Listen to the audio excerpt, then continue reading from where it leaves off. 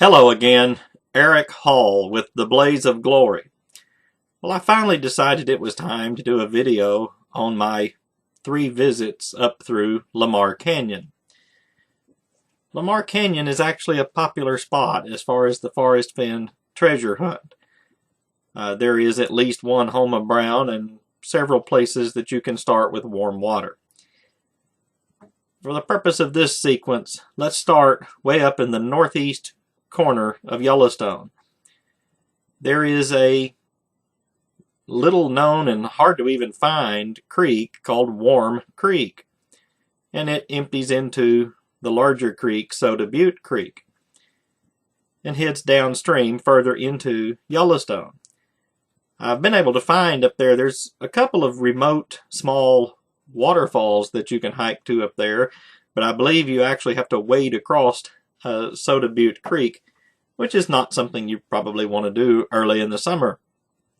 As you head downstream, there are 2 large and popular creek valleys that you come up on. One is Pebble Creek, and the other is Amphitheater Creek.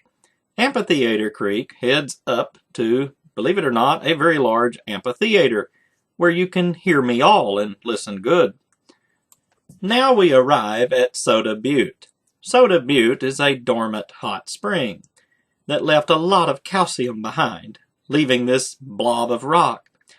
Have you ever gotten calcium deposits that built up on your shower head and blocked the water nipples on the shower head?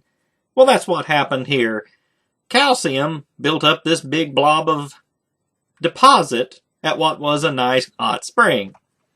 Soda Butte has been worked into many treasure hunters' formula as a place where warm waters halt, because the hot spring has halted permanently. I have a number of photographs here from the area near the terminus of Soda Butte Creek, just before it merges with Lamar Canyon and Lamar River. There is a point where there's a footbridge that you can walk across, or usually taking horses and pack mules across, going across Soda Butte Creek into the area to the south where there's a lot of kind of long distance hiking trails.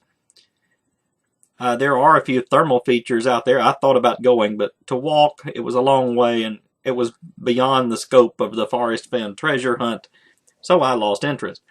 When you walk across this footbridge, you might want to pay attention, because that water is clear and you can see all the way to the bottom, but I could figure out that it was a number of feet deep and it's ice cold. I wouldn't want to take a spill in there. The last 3 pictures at this location is facing downstream from the area of that footbridge. You can kind of make out from the layout of the valley as you follow Soda Butte Creek, that is Lamar Canyon and Lamar River, that it's running into, coming in from the left, and then Lamar Canyon heading off to the right, downstream with the Lamar River. Now further downstream along the Lamar River, we find the infamous home of Brown. The Lamar Brown, or Ranger Brown Station, what used to be just Ranger Brown's cabin. This, of course, has been the choice for the home of Brown for many treasure hunters. And if you're heading downstream from here towards the Yellowstone River and Gardiner, Montana, Sphinx Creek, the Slide, Bear Creek, Tom Miner Creek, the home of the old electric company that was run by Mr. Brown, there's a lot of choices downstream from here that can sort of fit the clues of the Fenn treasure poem. One of these brown cabins is wrapped up in cling film like a big old salad bowl. I guess Mr. Brown's cabin has finally sprung a leak. And now the moment you've all been waiting for. We come to Slough Creek.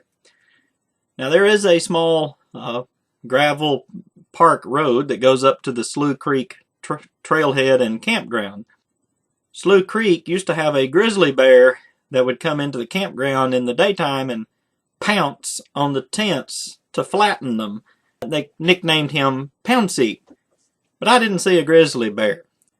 Remember what Forrest Fenn said about Slough Creek, effectively as it being a secret fishing place. And Slough Creek is a very famous place to fish today. In those days it was not. Nobody knew about Slough Creek, and there were different meadows. First meadow, second meadow, but they were 3 or 4 miles apart. And the further you walked up Slough Creek, the better the fishing was, we thought. What I did find were buffalo. Oh look, a baby. There are many buffalo throughout the Lamar Valley. I think it's debatable as to whether Lamar Valley or Hayden Valley has more buffalo. Hayden Valley is that section of open terrain that runs along the Yellowstone River between Yellowstone Lake and the canyon down, the Grand Canyon of the Yellowstone. But all of these pictures were from the Lamar Canyon or Lamar Valley in northern Yellowstone. I think you will find that Lamar Valley is considerably less crowded than some of the other parts of Yellowstone, if there is any such place as an uncrowded part of Yellowstone. But the tourists tend to congregate over by the geyser basins, not in an open valley where there's nothing to look at but animals and sagebrush. Lamar Valley, Lamar Canyon, this area does fit reasonably well with a lot of the clues we've been given. You have a couple of choices for a warm water halt, and you have, of course, coming in when it merges with the Yellowstone River, you have 2 different sources of warm water's clues. But there are, plenty of creeks to choose from going up out of that valley. You have sagebrush all over the valley floor, pine trees going up the mountainsides, whichever creek you choose to follow. So yes, it fits reasonably well. I don't know what your blaze would be. And as far as Slough Creek, well, I certainly didn't hike miles up into Slough Creek. Well, that's about it for this trip through Lamar Canyon. Remember to click like, share, subscribe, comment, and donate.